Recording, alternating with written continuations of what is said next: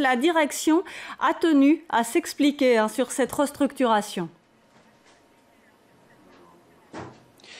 Elle a tenu à s'expliquer, effectivement, et le ton était assez solennel. Et la justification principale de la direction, c'est la perte de la rentabilité. Alors, la direction a chiffré en fait cette perte de rentabilité entre 2010 et 2013. Elle se monte à 30%.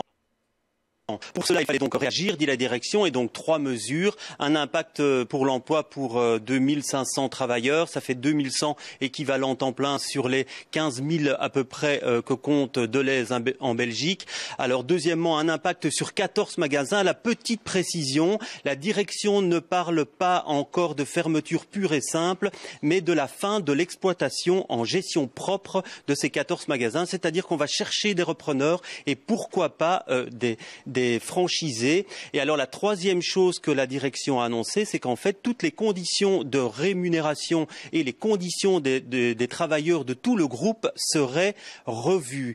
Alors évidemment le ton était solennel, je vous l'ai dit, et le directeur général de Delhaize a bien souligné en fait qu'il comprenait l'impact émotionnel que cette décision entraînait, mais il dit il n'y a pas le choix, il faut préparer l'avenir, puisque dans le même temps, dans la conférence de presse, il a annoncé des investissements, 450 millions d'euros d'investissements entre 2015 et 2017 pour booster en fait Delhaize en Belgique. Alors maintenant, des négociations vont devoir être menées, la procédure Renault est enclenchée, mais cela a déjà des répercussions sur les Delhaize à Bruxelles en tout cas, puisque selon la CSC, en fait, les Delhaize à Bruxelles qui étaient ouverts ce matin devraient être fermés cet après-midi.